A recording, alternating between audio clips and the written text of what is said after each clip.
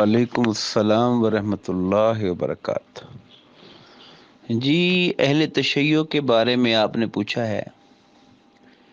قرآن و سنت کے اندر تو اہل کتاب کے بارے میں یعنی یہودیوں اور عیسائیوں کے بارے میں بھی کہا گیا کہ تمہارا کھانا ان کے لیے حلال ہے اور ان کا کھانا تمہارے لیے حلال ہے۔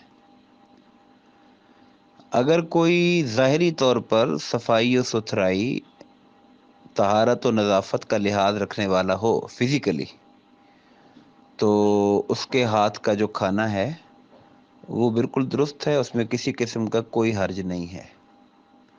اور ایون ہندو وغیرہ جو مشرک ہیں، ان کا ذبیحہ تو ہم نہیں کھائیں گے چونکہ ان کا ذبح نام خدا پہ نہیں ہوتا، لیکن کوئی سبزی دال وہ بھی اگر پکائیں گے تو ان کا بھی کھانا کھانے میں کوئی حرج نہیں ہے۔ جب یہود کا، عیسائیوں کا اور ہندوؤں کا پکا ہوا کھانا بھی ہم کھا سکتے ہیں، ہندوؤں کی ایکسیپشن ذبیحہ والی چھوڑ کر، تو اہل تشیع تو بہرحال کلمہ گو ہیں۔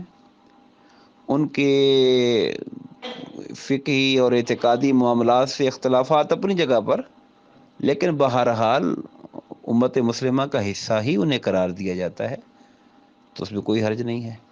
ہم اگر حدیث پاک کے اندر دیکھیں تو حضور نبی کریم علیہ الصلوۃ والسلام نے یہودیوں کی دعوتیں قبول کی، حالانکہ وہ کافر تو تھے ہی تھے، ساتھ ساتھ فتنہ پرور بھی تھے۔ ان کی یہودیہ نے، عورت نے تو کھانے میں زہر بھی ملا کے دے دیا تھا۔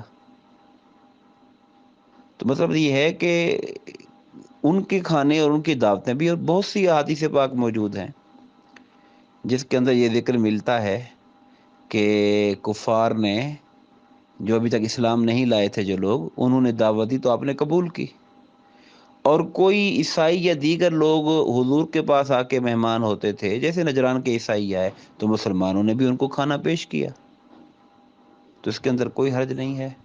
کھانے کے اعتبار سے ظاہری طہارت کا، نظافت کا لحاظ کیا جائے گا۔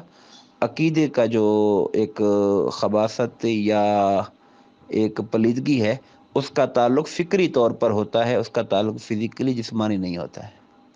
ھذا ما عندی واللہ ورسولہ اعلم بالصواب۔